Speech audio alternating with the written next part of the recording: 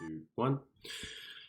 Welcome everyone to our Chemistry 3-4 complete course videos. This is video number 1, which is pretty exciting. My name's Josh. I'm one of the chemistry tutors for ATAR Notes, and I will be your tutor for all of these 20 complete course videos.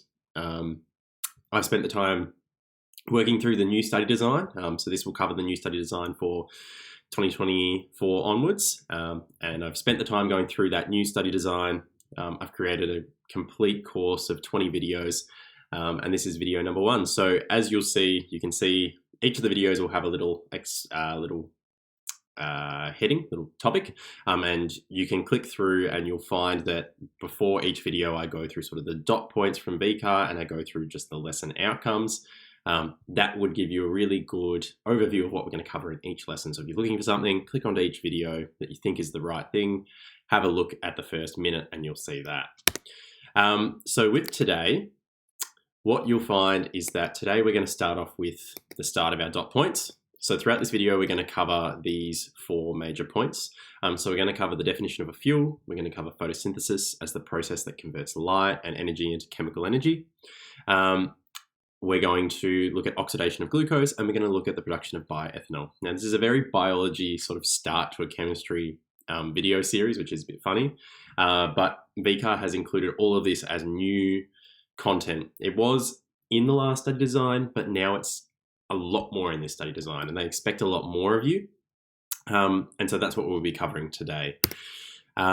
Just a quick point before we sort of jump in. It's really important that, given this is the first video and it's the first sort of maybe your first click into these complete course videos in general, it's really important just to emphasize that I would like all students who take Chemistry 3-4, I've been tutoring this for nearly 5 years now. I say to all of my students, it's really, really important that you cover this.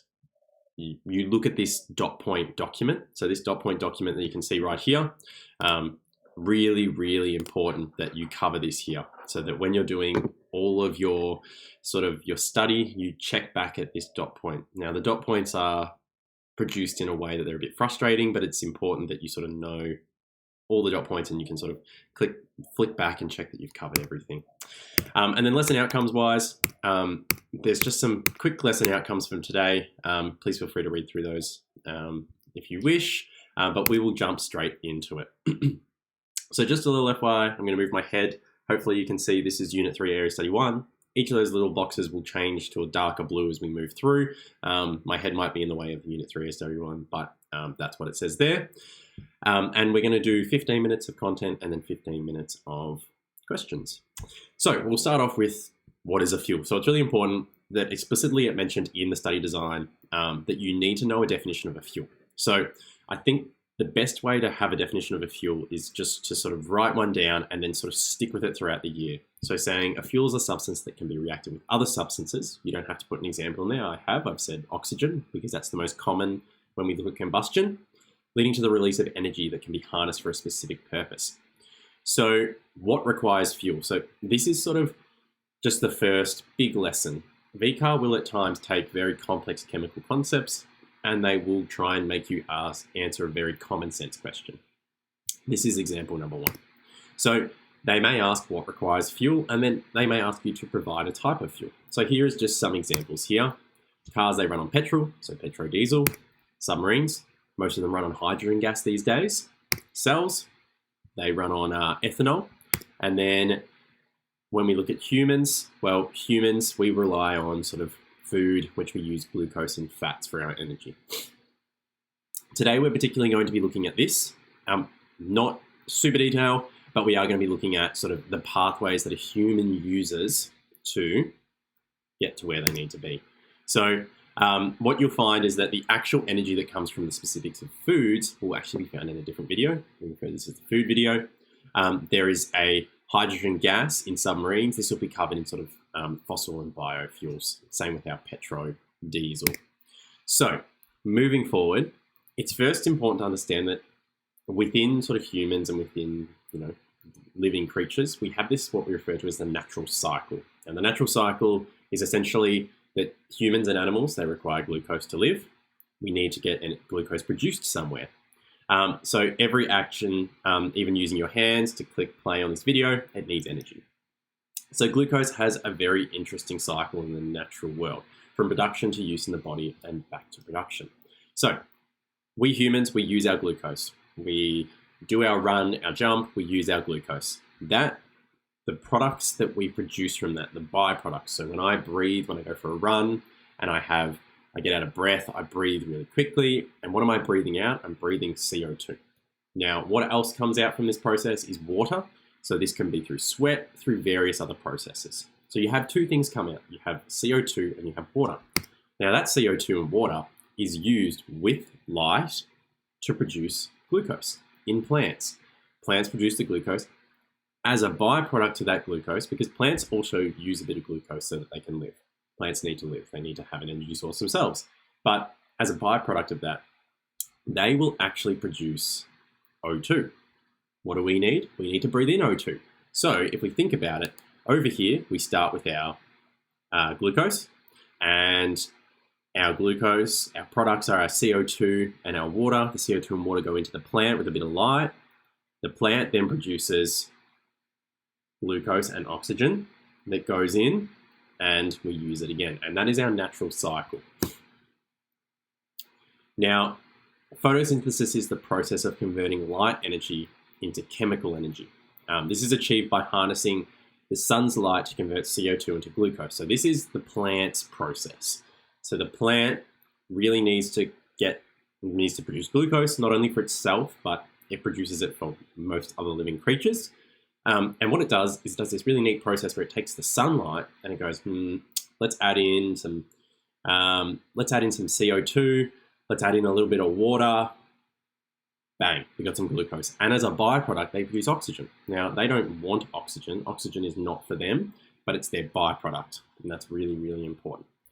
So, photosynthesis occurs in what we refer to as the chloroplast of the plant. Cells, so this is an organelle, and us humans do not have that. So organelles are essentially, think of like your cell.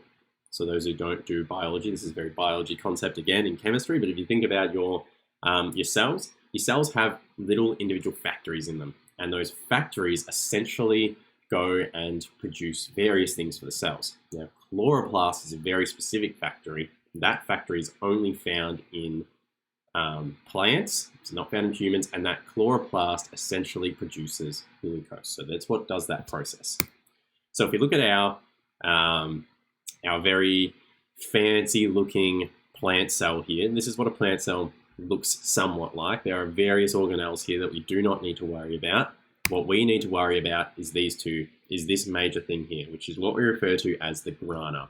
Now the grana are these sort of coiled type organelles. They make up the majority of the structure of a chloroplast. And essentially, as you can see here, the light-dependent stage occurs in the grana. So we can to take a step back, we can break photosynthesis into two parts. We have the light-dependent and we have the light-independent. Now, this is not the natural cycle. This is within just the photosynthesis. If you think about it, what does light-dependent mean? Well, it needs light. What does light-independent mean? Without light. Those two processes, putting them together, combining them, they make their own little cycle. And that cycle spits out glucose and oxygen. Now, light-dependent, as it says, needs light. The grana is able to absorb that light. The light-independent doesn't need the grana. It doesn't need anything to absorb light. So it just happens in the stroma, which is just the area around. It's just the area within the chloroplast. For the scope of 3-4 chemistry, what you really need to know is this. Now, the reality is you can sort of make this yourself. You can sort of produce this yourself. So you have the capability, and you will have the capability by the end of this topic and by the end of the year to produce this equation without needing to remember it off the top of your head. But I still suggest that you do sort of put this in your memory bank. You do remember this off the top of your head. So this equation essentially shows you CO2 plus H2O goes to glucose, which is C6H12O6, and oxygen. Now, CO2 will go in as a gas because we breathe out as a gas. H2O will go in as a liquid. If you think about it, you water a plant. You don't steam a plant, you water a plant. That's really important you get those states correct.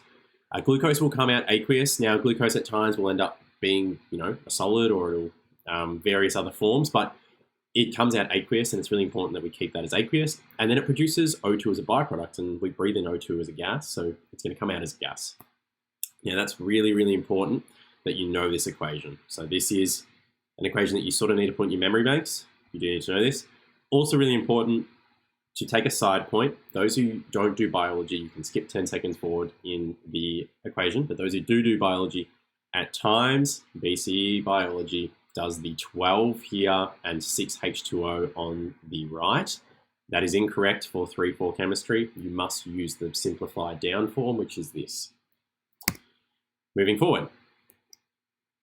So now we go into aerobic respiration. So aerobic respiration is an extremely complex pathway of converting glucose into what we call ATP. Now, this is what happens in humans. This is an oxidative process. So thinking back to your redox of year 11, oxidation, this is an oxidative process. So this is a redox process. If we take a sort of step back, these are the steps within aerobic respiration, You have, first of all, glycolysis, you then have the Krebs cycle, you then have the electron transport chain. This is essentially what you need to know, though. You don't need to know the steps within each of glycolysis, Krebs, and electron transport chain. You need to know they are the 3 steps, but you need to know this equation. This equation is the opposite of the last equation. Everything is the same. Glucose, aqueous, O2, gas, CO2, gas, H2O, liquid. We have the same coefficients at the front. So all of this stays the same. It's just flipped around. So what is interesting about the inputs and outputs? It's the opposite of photosynthesis. So it should be sort of pretty straightforward to remember. So if you remember one of them, you're going to remember the other. Now, pushing forward, there's also this process called anaerobic fermentation. Now, anaerobic essentially means there is no oxygen, or there is reduced oxygen. So aerobic is the idea behind aerobic respiration is that you are breathing in O2.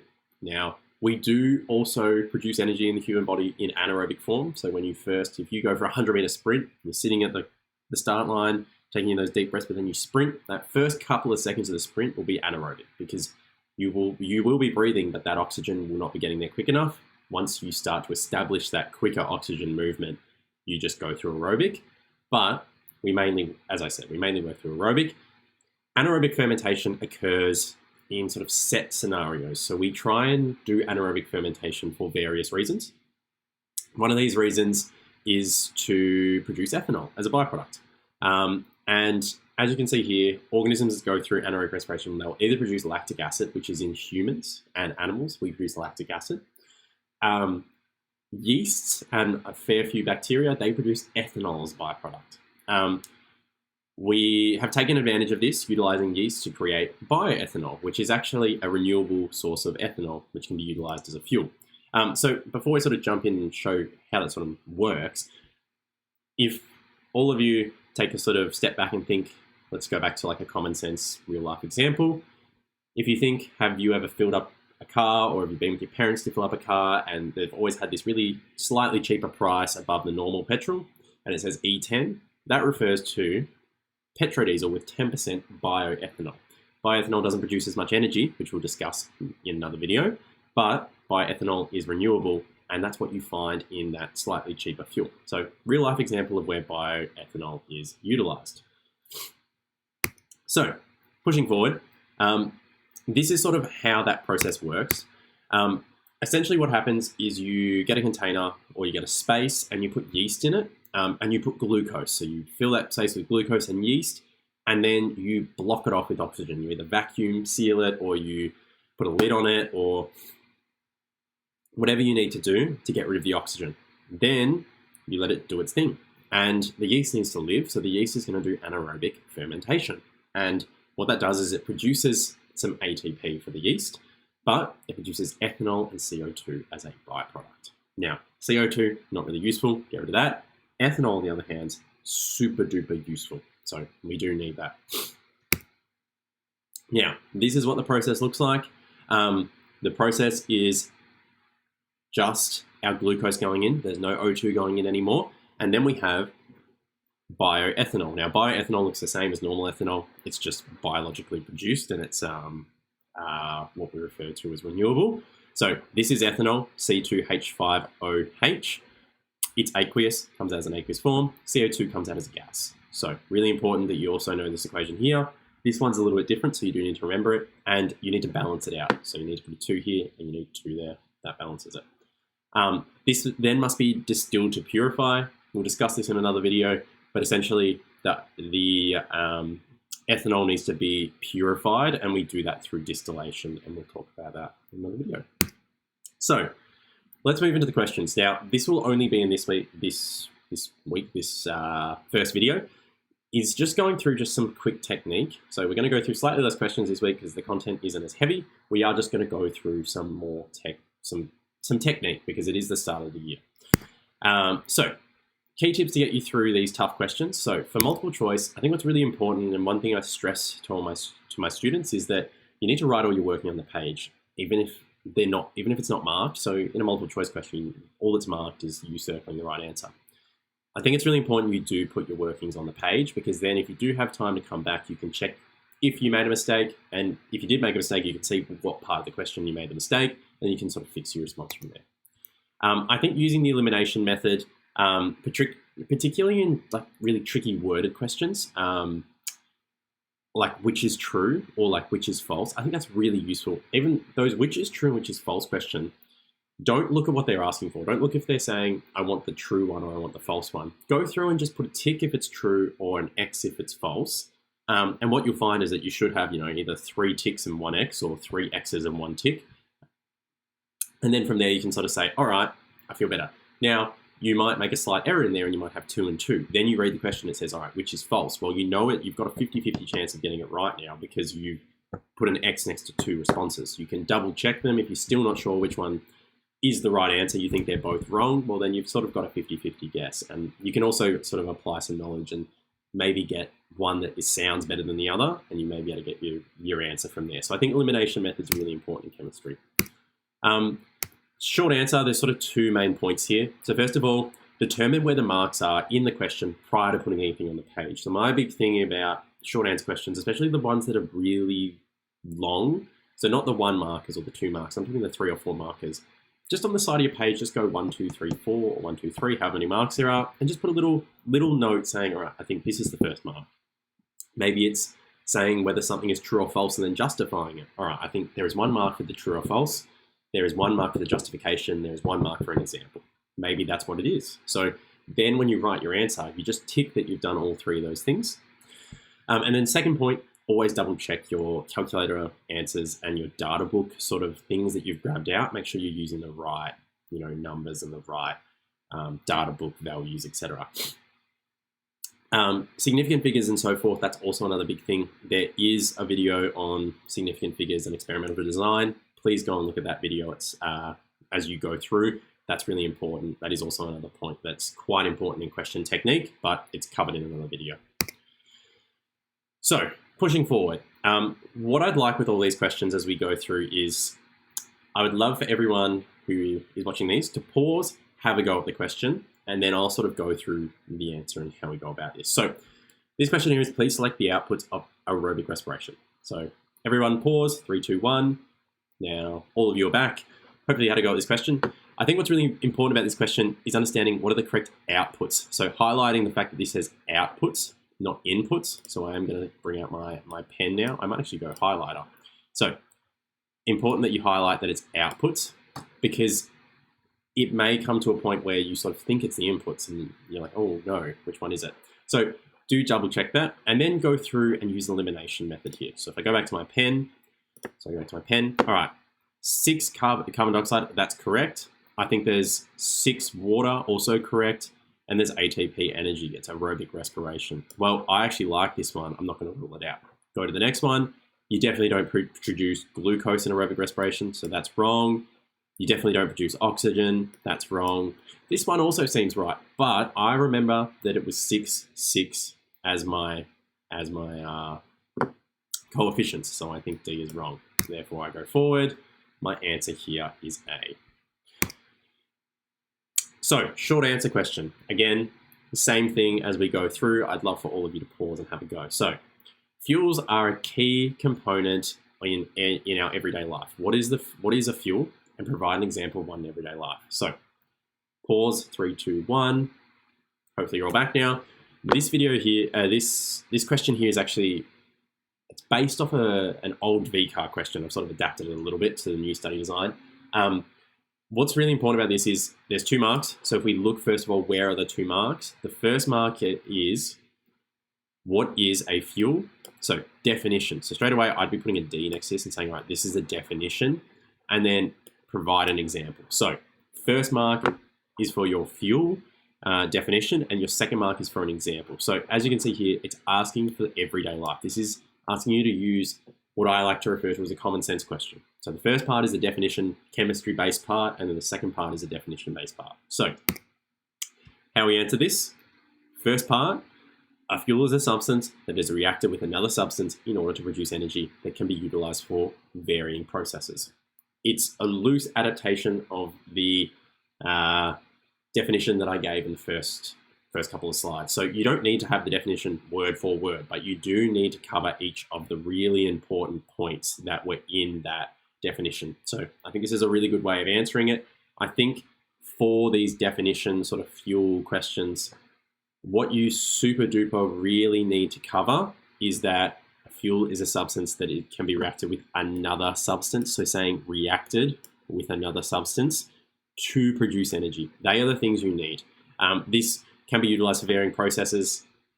Not as important, but it looks good. It crescendos off your question. And that's probably another point that I should discuss earlier in the year. Hoping, I'm assuming when I say earlier in the year, I assume most of you will watch these videos as we go through, but maybe you don't.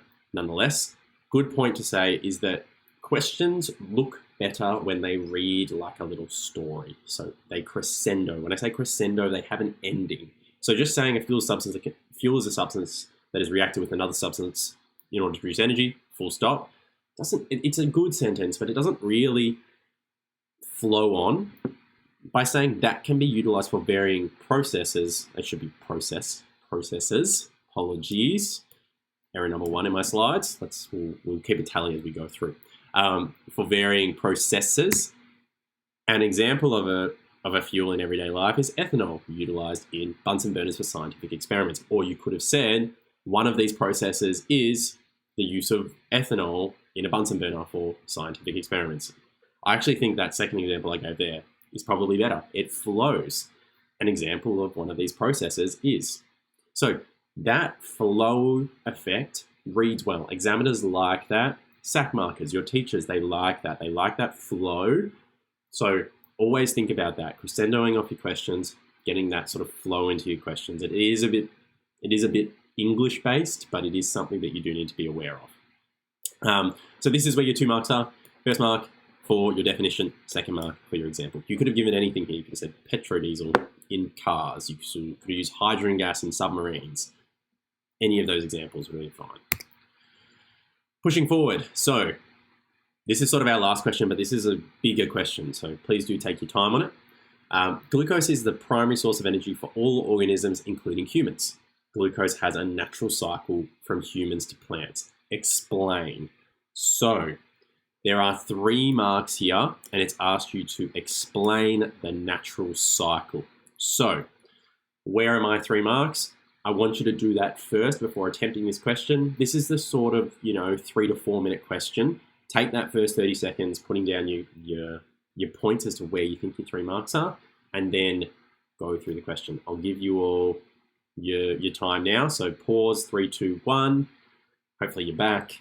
Let's go through this. So as I said just before you paused, we do need to go through sort of where are the 3 marks in this. So I think the most important point is to sort of cover the 2 areas. So aerobic respiration and photosynthesis. I think that's where your first 2 marks are. So I think 1 is aerobic. I think 2 is your photosynthesis, and then I think 3 is your equations. So I'm going to put a little arrow. So 1 your aerobic, discussing your aerobic respiration. 2, your photosynthesis. 3, put your equations in. I think putting equations into questions looks really good. It shows you're applying chemistry. It shows that you're thinking in a chemical way. So, how do you word this? Conveniently, I already have a response down. So, it says, glucose is consumed by humans in food and goes through aerobic respiration in the presence of oxygen. This process produced energy for the body and water and carbon dioxide as byproducts. Full stop. So, this is a really good sentence that sort of says, you know what? Glucose goes into the body. We need oxygen. And we produce some energy and we produce some byproducts of water and carbon dioxide. Looks great. I also think really importantly that these are put down as words. I think it's really important to put these things down as words when you're talking in a sentence. When you're using, the maths and you're going through like the little nitty-gritty equations, I think it looks better as the symbols. But I think when you're writing it in an equation, I prefer it as written down in the full word form. Then, to flow on, these byproducts flow on. Notice how this flows. The crescendo in that part flows into the next part. These byproducts are main inputs in photosynthesis in plants where glucose is produced with oxygen as a byproduct. Perfect. I didn't even need to rewrite down water and carbon dioxide because I said these byproducts are main inputs. That flowing nature is really, really useful. Then I put down, this can be observed through, and the 2 equations. So having these 2 parts reads great. It reads a lot like your full question, but you've sort of only hit 2 points. So you may get 3 marks from this. I'd probably only give you 2. I think this just brings your answer to a next level. Putting that in there makes your answer look like an A+ student. And I think this is a really, really important thing that you can do. So this can be observed through these 2 equations. They're put down correctly. They're in the correct form. They use the correct subscript. They have a one-way arrow, etc. This looks really, really good. So that's my really big point that I should sort of emphasize is that what you'll find is that you will get questions where you kind of think there's only 1 or 2 marks in a 3-mark question and you're not really sure where else to go. Continuing to write down on the page can at times be detrimental because you may sort of contradict yourself. It does happen at times. It may lose you marks by putting more on the page. So sometimes it's better to take a step back and go, all right, what if I write 2 things and then my 3rd thing, I do a diagram. I write an equation. I show an example. Maybe using an example would be good. So in this question here, it says explain using chemical concepts. Well, I could have done a diagram, but I think the best chemical concept is the equations. So I think it's just really important to understand that sometimes short answer questions are more than just writing down the page, writing a sentence, writing a paragraph. There is more to this. They want you to think beyond that box. They want you to go, all right, what more can I do? Oh, I can actually do an equation. I can do a diagram. I can do an example, things like that. And when I say equation as well, it doesn't just have to be a chemical equation. You may be discussing, for example, in gases, you may be discussing something to do with the universal gas equation. And therefore you go and put the universal gas equation down and you write it out and say, all right, this is the universal gas equation. These are what each of the letters mean. That looks great. It shows your chemistry knowledge. That is what you're trying to do to your SAC and your examiner. SAC marker, sorry. So just one last little point. At the end of every class, you'll see a little review, what we've covered. So you can always go through and just use this to tick off. So what we've covered is the definition of a fuel. We've covered the natural processes of aerobic respiration, photosynthesis, and anaerobic fermentation.